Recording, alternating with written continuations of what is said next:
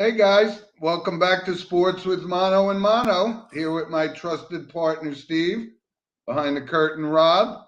It's October 8th, 2022, and it just went from 75 and beautiful yesterday to fall almost overnight.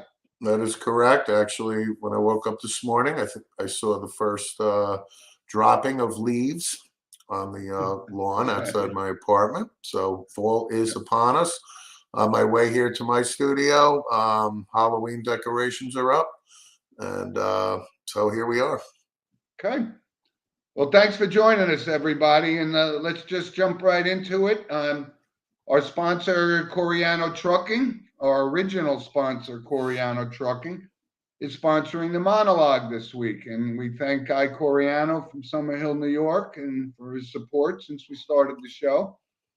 And Steve, my monologue is a couple of things. They're kind of feel-good stories in sports, right? With first, obviously, let's start off with Aaron Judge, and he did finally hit his 62nd home run. And I was just I couldn't stop laughing when I was thinking about the stress that Roger Maris went through, literally losing his hair. The stress was so intense, and it looked like it was getting to him, and it came down to the wire. But you know, he did hit his 62nd home run. I was lucky enough to be watching the game at the time, so this is something that you and I will appreciate forever. It was great. Couldn't happen to a better guy, and that was awesome. And that basically that really captivated the audience from a baseball perspective, whether you're a Yankee fan or not. And there was one other note, and this is a real feel good story because I saw this piece on this catcher from the Oakland A's, Stephen Vogt.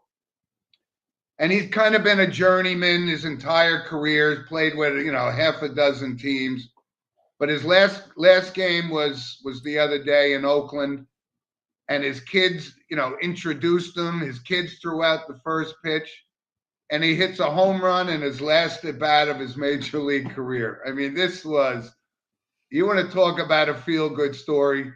It was awesome to see, and like you couldn't script this any better. It was like a Rudy thing, kind of. Mm-hmm. 239 lifetime hitter, but he had his one moment in the spotlight. And I got to tell you, it was a great story. If you haven't seen it, check it out. It's really awesome. And No question. yeah, Yeah, so it was a good PR week for baseball. There's no question about it. Sure was. After the show last week, we were fortunate enough to go to Yankee Stadium ourselves. I was actually at Yankee Stadium the last two Sundays, hoping to see Judge hit 61 and obviously 62 on Sunday. Um, you know, there it is, folks. It's the real deal. $450,000 here on my finger. I was given a World Series championship ring from '09 by a nice woman at Yankee Stadium. It's a replica, but it was a touching gift given to me. Very sharp, actually. Yeah, it is. Yeah. And for a replica, the thing weighs like 5 pounds. Right. To the highest bidder. So let's start the opening bids at $15. But Aaron Judge, I mean, I couldn't be happier for Aaron Judge. We watched him press for the last 2 weeks, and thank God he got it. I'm just happy he did. I was getting a little nervous that he'd be, tied at 61, which is nothing to sneeze about. But he now has the record. And in my opinion, I've had this debate all week with mainly some guys at work. I think Aaron Judge is the home run champ, single season, bar none. I don't count Bonds. I don't count McGuire. And to me, Sammy Sosa doesn't even exist as a human being. This is a topic that's been it's not about left and right, and it's not going away. And again, back to Stephen Vogt, outstanding. You can't ask for anything better than that. And the playoffs started last night, or yesterday. So It's been a good week for Major League Baseball. Well, let's jump right into that playoff thing because there were actually, to me, a couple shockers. Right, the St. Louis Cardinals at home, up 2-0, bottom of the ninth inning. or top of the ninth inning, they let 6 runs in from Philadelphia. And listen, we could debate all we want about who's going to the World Series, this and that, but St. Louis, they got a really formidable team. I don't think much of Philadelphia. They kind of backed into the playoffs, but they did win. So, this, I got to say, Steve, this format, I kind of like it. The 3-game series for the wild card and the bye week for the division champs. I think that's pretty cool. Yeah, I just had a conversation with a friend of mine before the show about it, and she likes it. She likes the new format. I'm a traditionalist. Always have been, always will be. I Yeah, understand more teams need to be in the playoffs. Why? The money. Okay. But you play 162 games a year. So I think baseball is different in that, where the regular season and the marathon that it is throughout the summer means something. So when you win your division, back in the old day, the Yankees, Red Sox, 78, for example, type of thing. Yep. But I understand the format here now. Okay. I'll get used to it. But real quick, back to the Philadelphia Phillies. They fired Joe Girardi in the nick of time, and Rob Thompson was elevated, and Rob Thompson was the next player for the Giants. Rob Thompson was the Yankee coach for a long time. Yep. And to me, this guy really has a legitimate shot to be manager of the year, just to get Philadelphia there. So I don't think Rob Thompson's losing his job, and it's good for Philadelphia. The 3-game series here, listen, that's why they play 3. St. Louis knows they're down 1. You cannot afford in this 3-game series to, go into a dry spell. You need to win and advance. And well, I think I like the 3-game series better than the 1-game wild card playoff thing that was last year. That to me was, But again, I mean, the Philadelphia Phillies, if you look at their record, do they really deserve to be in the playoffs? yeah. Not really, but they are. That's the way it is, and we have to just accept it. So, are we going to see a team down the road, like a wild card winning the Super Bowl? Down the road, yeah. I mean, the Phil, is it going to happen this year? Who knows? It's who gets hot when. Right. So, you could win 114 games or 107 or whatever it is. Doesn't necessarily mean you're winning the World Series. Any team can get hot at any time. And you're right, because look what happened to the Mets, right? At the end of the season, they're leading the division all year. Now they had to back in, and now Max Scherzer got rocked last night, and a lot of people didn't see that coming. But when you look at Yu Darvish, he pitched a gem. Max Scherzer wasn't Max Scherzer last night, so now they got to turn to Degrom today just to salvage, moving on after a 101-win season. I see what your point is. Again, San Diego makes the Juan Soto trade. They didn't play good baseball for weeks after the trade, and now what's happened? The Padres are going to be a tough out. The Mets have their hands full here, and you got to win. Mets now got to win. On the road. Yep. They're home today. Now they got to fly across the country to San Diego, and the journey begins. So no, actually, Steve, the 3-game series is all at Citi Field. Oh yeah. I'm sorry, because it's all new. My apologies. But the thing is, the Mets have dug a hole. Now, listen, you got to win too. You got to dig it out. And listen, it's exciting. I'm glad the Mets are back in the playoffs. There's a buzz around New York City. There's a buzz around New Jersey, the tri-state area. This is good for baseball. Can't wait for the Yankees, midweek to get started too. Yep. And it's good for baseball.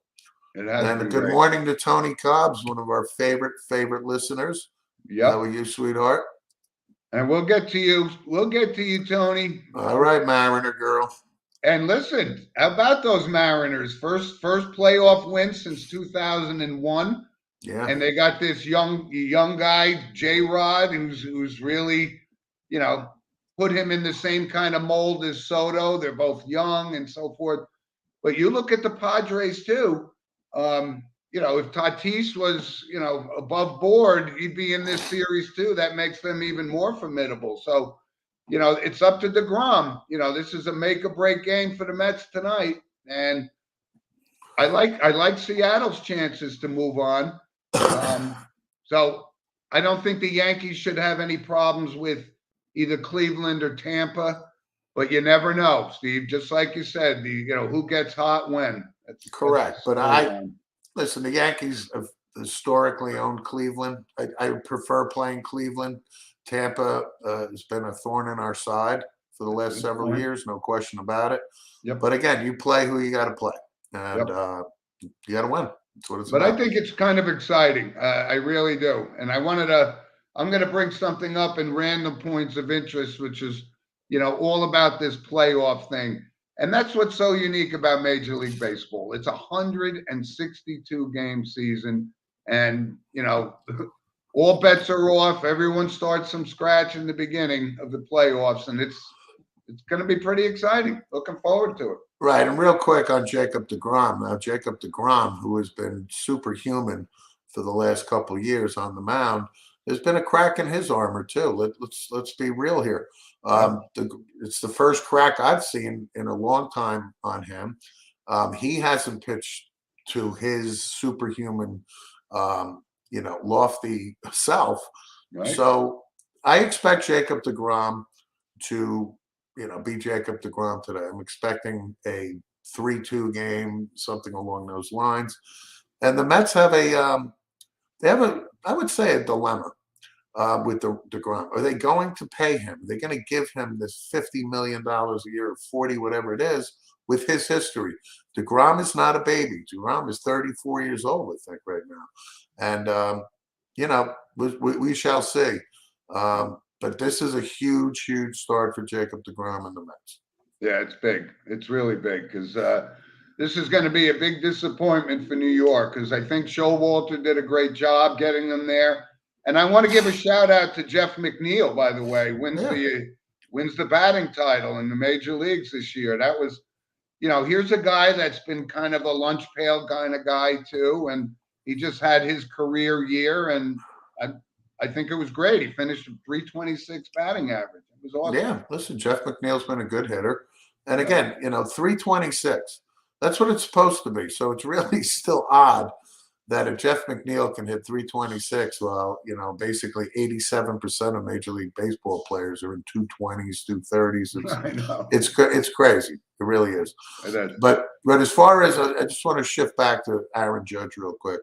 Misses the Triple Crown. The kid on I think it's Minnesota won the batting title. Carlos Araz. Yeah. Right. But the debate I had with again, I have a lot of baseball fan guys at work, and they were adamant this week that Ohtani deserves the MVP over Judge. And I said, but if you look at Ohtani, 40 homers, 250 strikeouts, and the guy is a beast at the plate. It's a strong case, but I'm trying to tell them, I said, Ohtani had no competition last year, clear-cut, unanimous MVP. Aaron Judge is going to win the MVP this year. He is, no question. Right. But you do look at it, and you're right. I mean, this Ohtani, this whole two-way thing, I don't know how long this can continue because that's a wear and tear on the body for sure. I think it's going to continue for a while. I think Ohtani is capable of actually winning the MVP 4 or 5 times, and I'm not kidding. I mean, is Aaron Judge going to have the year that he had this year, next year? We don't know. Okay, he's going to make a lot of money. But Ohtani is the best baseball all-around player, bar none, in Major League Baseball. And listen, I'll give Mike Trout a little shout out too because he's kind of had a bounce back year, right? We thought there he goes, he's injured again, and blah blah blah. But he had a great year. This is the kind of year that's going to get Trout into the Hall of Fame, which he's going anyway. But he's been prone to injury and so forth. So that was kind of a big bounce back year. I think he finished with like 39 homers or something, right? Yeah, but listen, at the end of the day, the MVP, it's most valuable player. And what's the object? We just opened the show really and talked about Major League Baseball playoffs, okay? the Angels are non-relevant. Okay, and I get it. They got two of the best players in the game, but Aaron Judge led the New York Yankees on his back to the playoffs. So Oh, 100%. He literally carried this team while Stanton and that's why Donaldson and everybody else, just like you said, hit 220 this year, which is kind of deplorable when you think about it. right. He That's literally carried this team. He is the hands down clear cut MVP. No discussion needed. you got it. So, Steve, let's move on to some football here. I just want to bring up one thing. I think the game of today is the Alabama Texas A&M game. I think that's the premier game today. It's the Saban Fisher thing. But I don't see. Listen, maybe Bryce Young is hurt, so that could, I think Jimbo Fisher is going to give them all they can handle today. But I like Alabama to kind of eke it out because I think they're that loaded on both sides of the ball. Yeah, I mean Texas A&M has already stumbled a couple times. They've lost games they're not supposed to lose. And again, the war of the words between Saban and Fisher.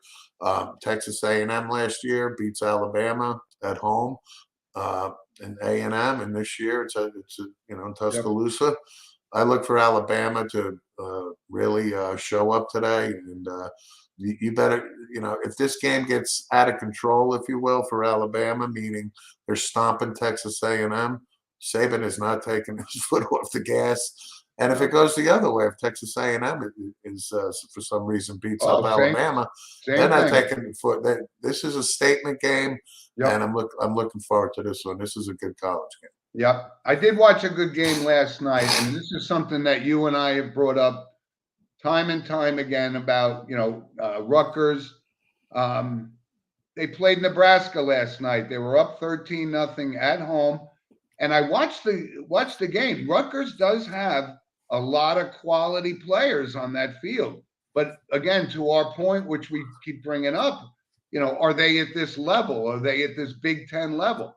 So they're take on Nebraska up 13-0. They end up losing the game 14-13 to a team that's just not, it's not the Nebraska that we grew up knowing, right? That they were always going to be in the Orange Bowl and so forth. But you gotta shake your head and say, at what point you got to have some marquee wins. And yesterday was one of them, and they didn't do it.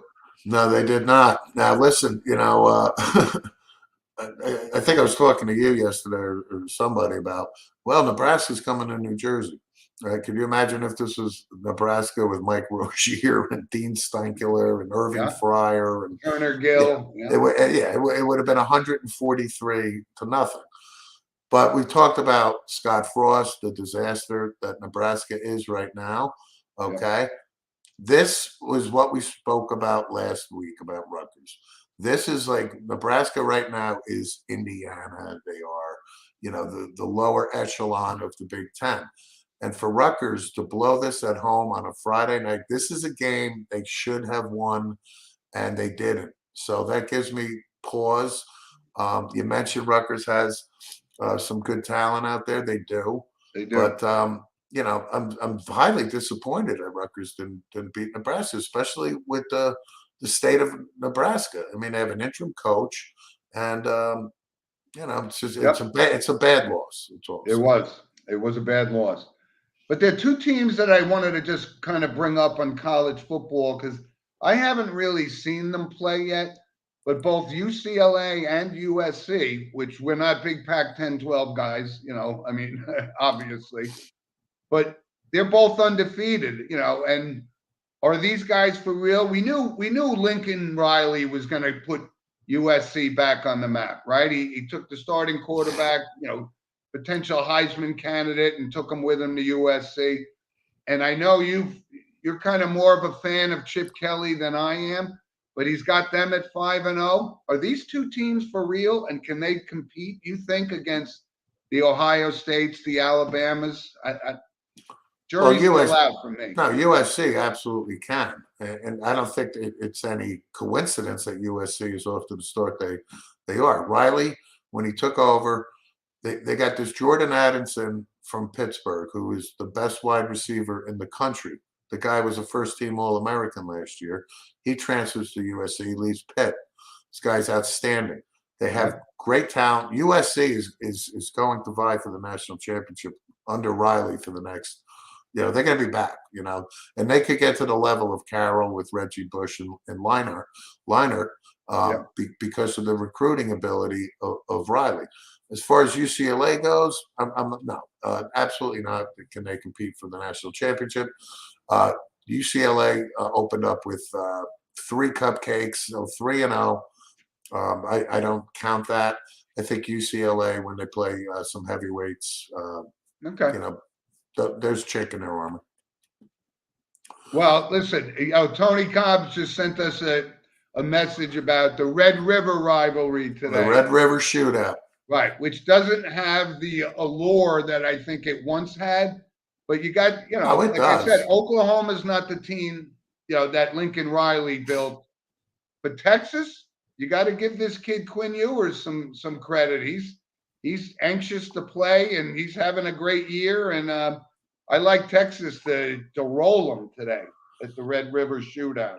Yeah, I mean, just to clarify, when you say it doesn't have the allure, I mean, this is the premier game. I mean, Oklahoma, Texas, I would love. I haven't been to this, but this is one game I would love to fly down on a Thursday and spend that the whole weekend there. It doesn't have the one of our sponsors wants to put us on an airplane. We'll go down. We'll do the show right from there. You better believe it. But it doesn't have the cachet of Oklahoma, Texas, because they're not, they're not ranked 1 and 4 in the country, things like that. Texas, I think, should win today. Oklahoma, they've had a couple disappointing losses already. Texas has had a disappointing loss. This is Sarkisian's second year at Texas. But let's face it, they're waiting for Arch Manning to come in next year. As long as Sarkisian's building the foundation, once Arch Manning gets there, Texas will be relevant. But I like Texas today. And I think Texas's only loss was, and they let it slip away, was against Alabama. So I like Texas to win today easily, against Oklahoma. I don't know about easily. When we talk about I'm not going to say easily. This game historically is high scoring. So anybody out there who wants to bet, take the over, because this game is historically like 40-something to 38 or something like that. Well, when we talk about marquee college football games, and yes, this was always one of them, but it doesn't compare to Ohio State, Michigan. It just doesn't. No, it's in the top 5. I'll tell you that. No question. It's Florida, Georgia. The world's largest cocktail party, that type of thing. That's right up there. Michigan, Ohio State, USC, UCLA. Back in the day, that type of thing. Yeah. Yep. But college football, Miami, Florida State was another one. Of course. So let's stick with football and move on to the professional ranks this week, Steve. So first of all, I want to say I had a bounce back week last week. Undefeated in my 3 picks after a couple of rough weeks, but last week was pretty good to me. And a lot of things going on with, like I said, Tua's officially out against the Jets this week. But a couple things before we do our pick, Steve. I was thinking a lot of people are on this bandwagon with the Philadelphia Eagles. Is this a little too premature to be baptizing them as Super Bowl contenders in this league even though the Rams look terrible right now in the NFC? When you think about it, has Jalen Hurts established himself as one of the premier quarterbacks in this league? I think people are getting ahead of themselves in Philadelphia. No, I think the Eagles are ahead of schedule. I think this Howie Roseman, GM in Philadelphia, pretty good. Has done a great job, actually. Yeah, he's pretty good. They had a lot of draft capital. I think they still do. He's building a foundation. The Eagles defense had a great draft. They got Nakobe Dean and Jordan Davis from the national champion Georgia Bulldogs. Yeah, that was a pretty good play. The wide receiving corps making that trade for A.J. Brown. This guy is a beast. Devontae Smith is solid. Jalen Hurts does not have to be Aaron Rodgers or Tom Brady. Jalen Hurts manages the game. He's got wheels. He moves out of the pocket. The Eagles' running game is good. So yes, they are a contender. I absolutely believe that. And the fact is, the division, even with my Cowboys in there, they should win that division. What does that mean? It means that if the Rams start playing good football, they're going to not be home in Southern Cal in January. They're going to have to fly to Philadelphia where it's going to be freezing cold normally. So the Eagles, what they're doing now, yeah, I'm buying Eagles stock. Okay. Well, like I said, because you and I both talked about the Rams and, the whole Super Bowl hangover kind of thing. Right now, they don't look like this, the team that they were last year. But they still do have the best defensive player, one of the best of all time, in Aaron Donald. I think they'll bounce back, but we got it. We're forgetting the obvious that if the Eagles are going to get to the Super Bowl, they're going to have to go through Tom Brady, and it's just no getting around that. I mean, Big deal. Listen, Tom Brady, Tommy Boy should have just stayed on the couch. And now, word on the street is the divorce is happening with Giselle. And yeah, I don't care that he's Tom Brady. It's a distraction in your personal life. Okay, I'm not really concerned about Tampa anymore. I think because Todd Bowles is the coach. I'm not knocking Todd Bowles. I think Tampa's had a lot of change, so to speak. I'm not worried about Tampa Bay at all. I think the Eagles right now and the Rams and listen, another team could pop up. It's still relatively early. Well, okay. So one other thing I wanted to bring up, because in the preseason, when the Russell Wilson trade was done, and you and I are both buyers of Russell Wilson. Don't mistake this for anything. But I said that did not make them instant Super Bowl contenders, because I don't think they have the supporting cast around Russell Wilson. And admittedly, Russell Wilson even says, I haven't been playing well. He's still got a lot of gas in the tank. This is not, they gave up a lot to get him. And I think Denver fans should just relax. He's going to get them to the playoffs, but, maybe he's not the Russell Wilson of old. He's been in the league 10 years now. But I just kind of, them booing him in Denver was even worse than booing him in Seattle to me. Because I think this guy is a class act, 100%. And if you guys in Denver don't want him, and we have a quarterback situation in New York, I'll take Russell Wilson any day of the week. Yeah, well, you're not getting Russell Wilson because of the contract that he signed. No, however, I know that. I know that. But the point is about Thursday night, I have no problem with the Denver fans booing him. I mean, I'm a huge Russell Wilson fan. I've always have been. But he has not looked anything like Russell Wilson since the beginning of the season. Nothing. The fact that he missed that open wide receiver listen, this was a blatant miss here. Okay, he missed it. He admitted it.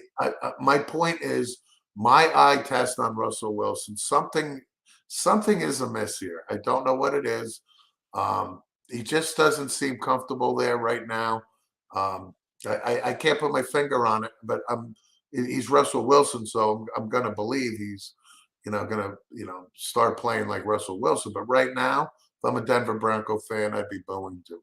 Yeah, but they just don't have the supporting cast around him. So well, he doesn't have like what he had in Seattle when they won the Super Bowl. Went there two times. They don't have the Legion of Boom defense. They don't have, they don't have Marshawn Lynch, that type of thing. So, I get it, but that's why it was so premature when the trade was that this is an instant Super Bowl contender when Denver hasn't been relevant for 10 years. It's crazy. Again, all I'm saying is my eye test is something's amiss there. I don't know what it is. Okay. All right, so Steve, let's jump into our picks. I'll start it off because I got 3 picks that I like to repeat my 3-0 performance of the past week. Be happy with your 3-0 performance. That was last week, okay? I'm with you. It's a whole new week. So here's my 3 picks for our sports fans out there. Pittsburgh, Buffalo. And I think I like Buffalo here. They're actually at home. Pittsburgh's got a lot of holes, although I'm happy for Pittsburgh that they're going to make the decision to go with Kenny Pickett because I just knew Mitchell Trubisky wasn't going to be the answer. So I like Buffalo at home over Pittsburgh. Game 1. Here, talk about a bounce back week here. We got the Chargers against Cleveland. And Cleveland, I have no interest in that franchise at all. I don't think they got a team around them outside of Myles Garrett. So I like the Chargers to bounce back and win at Cleveland at all costs because they got too much talent on that team on both sides of the ball to get taken down by Cleveland. And Cleveland is never going to get over that loss that they threw away to the Jets. So their season's going to be over anyway. And my third game, it's kind of a couple of B teams, if you will. Detroit at New England. And, Mac Jones he's going to be out for some time. So, I mean, I don't think New England has the team anyway, but without him, they don't stand a chance. And I like this Dan Campbell, what he's doing in Detroit.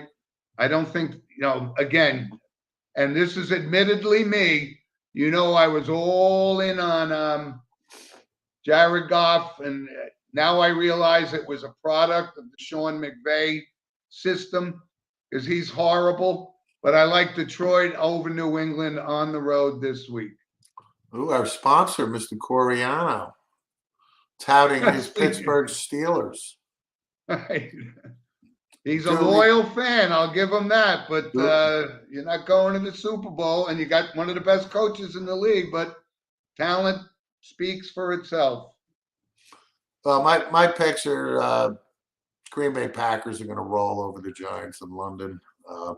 Look for the Giants to hit a 3-game skid here. They got a tough haul. They got the Pack, then they got the Ravens, and they have actually had to go to Jacksonville, which I think Jacksonville is probably going to beat them up too. That's down the road. Okay. I like the Pack today. I like even though I'm a Cowboy fan, I'm going to take the Rams Sunday because it's time for Cooper Rush. He's 4-0. Law of averages are he's going to lose a game. Where is that game? In LA. I think the Rams. I'm taking the Rams to beat the Cowboys. My third game is I'm going to go with the Cleveland Browns to beat the Chargers. But the Chargers are banged up. They have no Bosa, things like that. Justin Herbert's probably still feeling the effects of the rib stuff. Chargers are in trouble. Chargers are talented. I actually picked them to go to the Super Bowl in the beginning of the season on our show. But they're banged up. I mean, they really are. So I'm going to take Cleveland at home here. And those are my picks. All right. I'm trying to be objective here, but I do think the Giants, I don't think they could beat Green Bay, on Sunday morning, which gotta love this Sunday morning stuff. 9:30 games. I love it. It's like Wimbledon. But the Giants, Jones is, you get it. We both had ankle sprains, and that's no picnic. And to play quarterback in this league when you're running around against a pretty good defense in Green Bay, I'm staying away from the game, but I'm not dismissing your choice there. And that'll make our friend Abe Vallejo, who's, very loyal, diehard guy, send me a very funny text because he went to the Wisconsin game last week, and then they got beat again. And Paul Chris took the fall for this. That's a big move for Wisconsin. Well, I'm glad you just brought that up real quick. I think that's I was stunned that they fired Paul Chris. Paul Chris is a really good coach. I know. Listen, the guy's been there. He took over, I think, for Barry Alvarez. Paul Chris has been a good coach. This is a panic move, in my opinion. I don't get it, Wisconsin. Obviously they're off to a tough start this year, but this guy's body of work at Wisconsin has been fantastic. No question about it. I'm telling you, Paul Chris will not be unemployed for a long time. He's going to have his choice of jobs next year. Yeah, but this is the era we're in now. Like I said, Nebraska, they couldn't put up with this Scott Frost, the mediocrity kind of thing. But but he never had, he never was a proven coach like Paul Chryst was. And Paul Chryst's record at Wisconsin has been outstanding this year aside. So, well, I think I was going to lead to that. That's a perfect landing spot for this guy, Paul Chryst, Nebraska. Perfect landing spot. I wouldn't be surprised if that happens next year. yeah. I wanted to bring that up because it was in my notes, and I said, I'm sure Steven's going to agree with me that this week that Paul Chryst was a great coach who had to take the fall for a mediocre season. And what's a mediocre season? They got, what, 3 losses? Yeah, But probably. it's mediocre for Wisconsin, again. Right.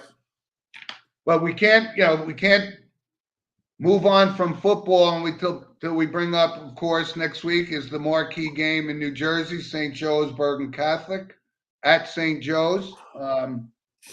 I will certainly be in attendance for that game, and it's big. It's going to be big. And listen, we keep talking about the talent in northern New Jersey. It's been great. But Steve, before we move on, I wanted to bring this up, and this isn't a random point of interest. It's because it's football and it's sports related. It's the human side.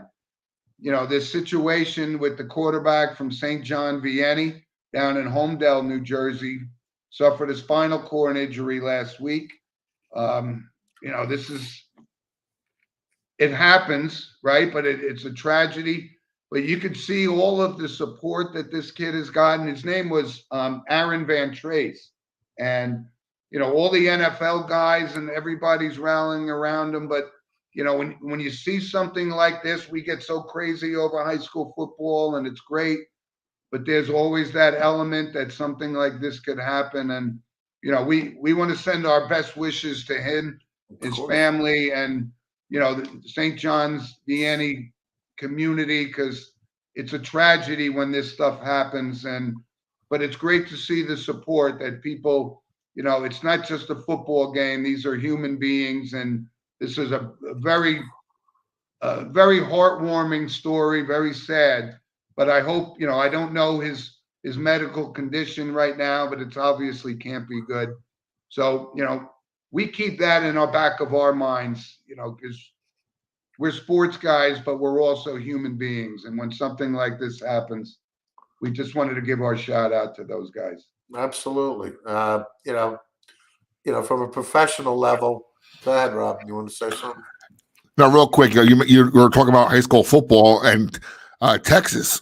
I believe Bergen Catholic's best player is going to Texas. Okay. Probably, yeah. Bergen Catholic's the lineman, I think the D lineman is going to Texas. Yeah. Yeah, they got some big guys there. Yeah. But back to the spinal cord injury, 2 things I quickly think of is Dennis Byrd in the NFL. We had to go through that. Dennis Byrd, unfortunately passed away a few years ago now, 3 years ago. But Dennis Byrd was an inspiration to everybody. And Rutgers had, Eric Legrand, like 7, 8, 9, maybe a decade now ago, Eric Legrand. It was good to see. I actually saw a picture of him this week.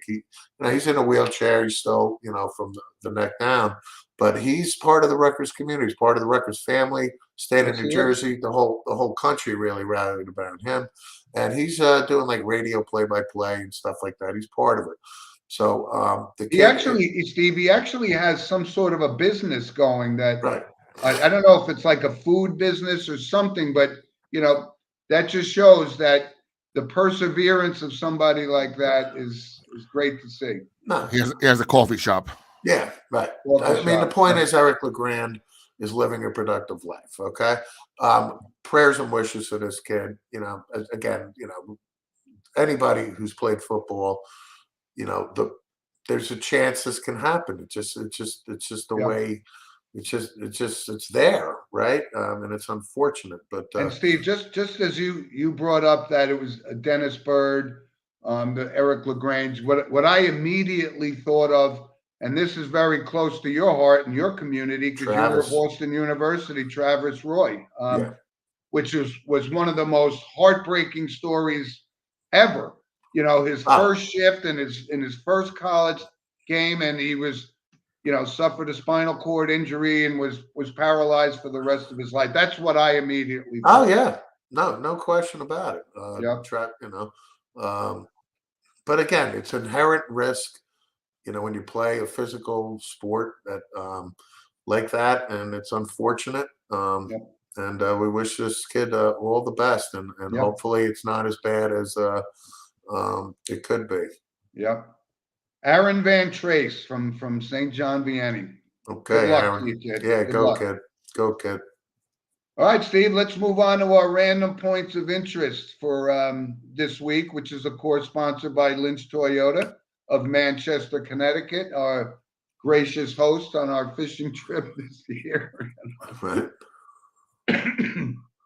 I got to bring this up because every time we see a documentary that is awesome, we bring it up. And I wanted to bring this up. There's a thing on ESPN. It's called The Yankees, Dodgers, and Uncivil War.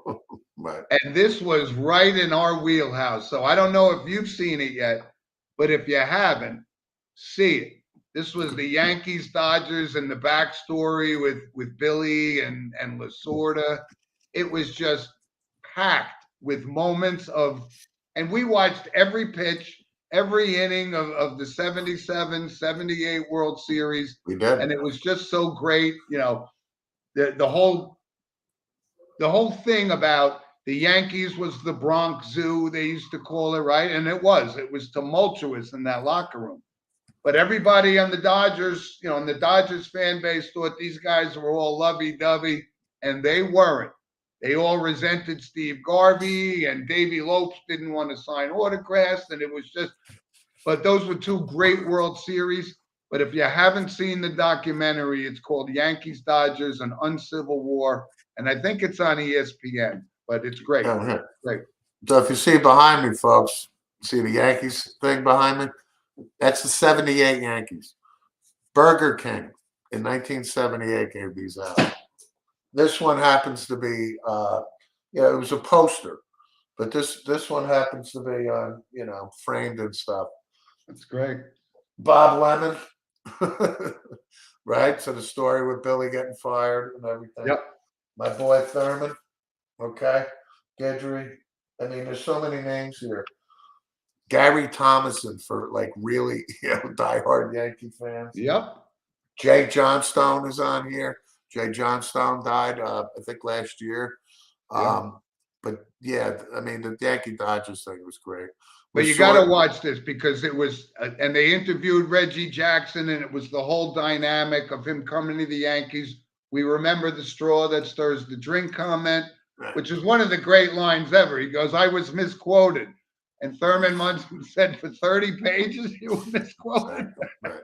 There's no question about it. But this is a must see for baseball fans because it was great. It really was great. Absolutely. Yep. So also here's another one. LeBron James, the commissioner, as you know, of the NBA, has kind of instructed the sitting commissioner, Adam Silver, that he wants to own a basketball team and he wants it to be in Las Vegas.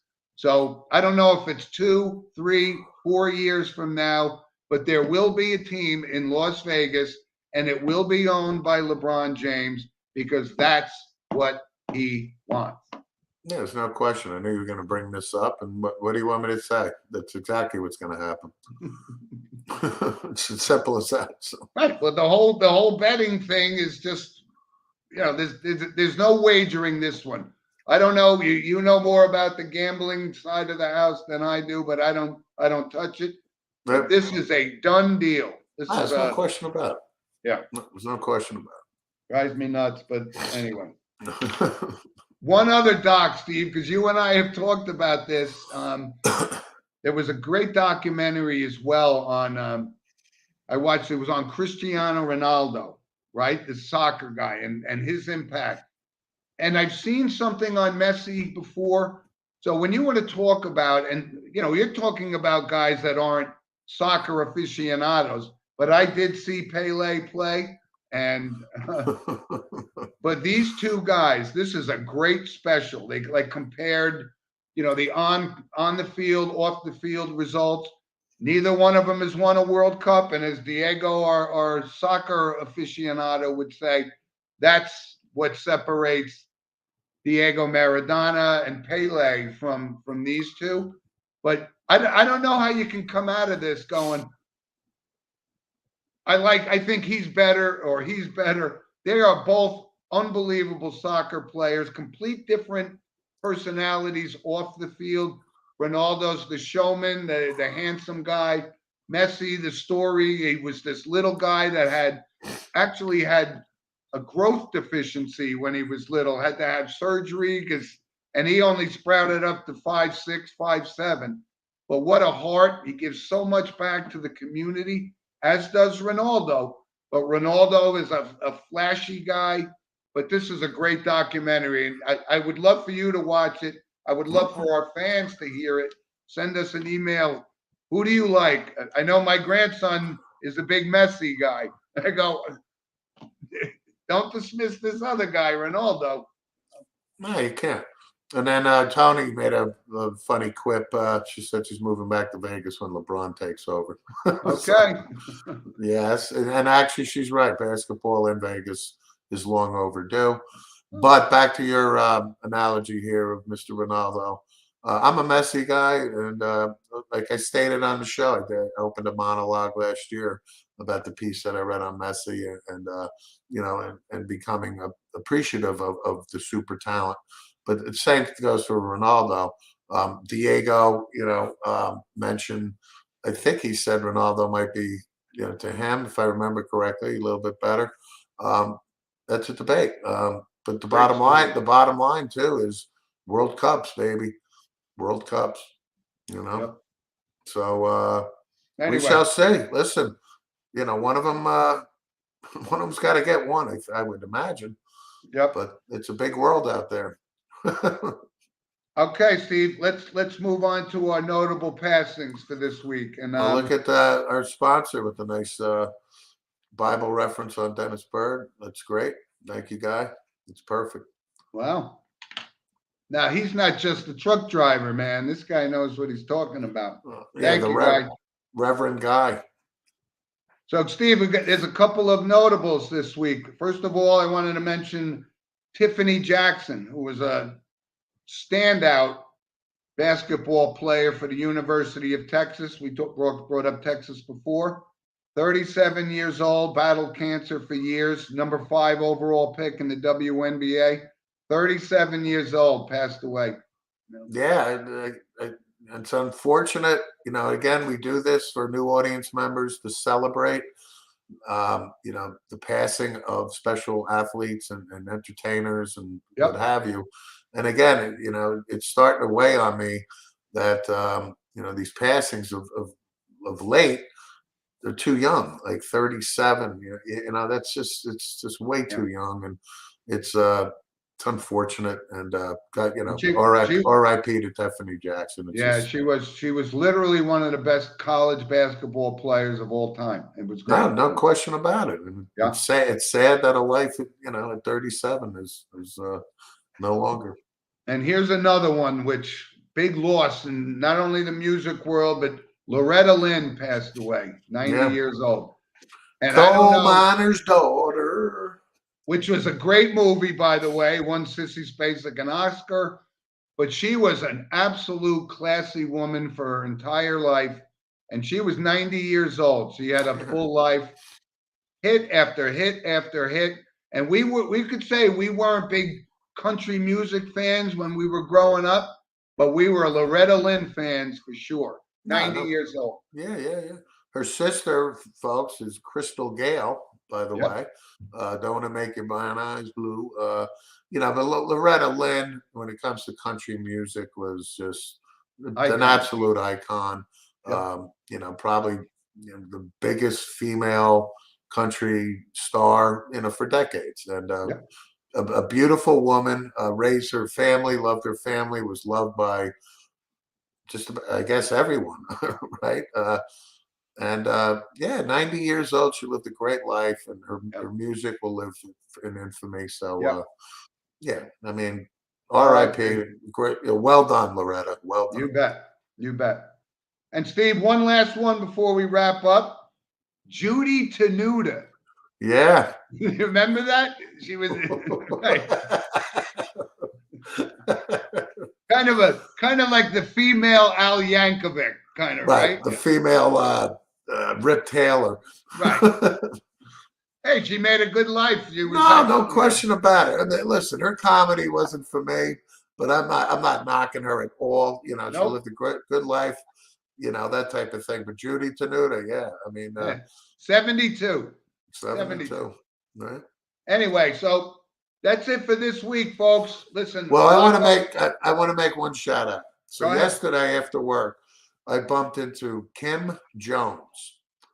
You know who Kim Jones is?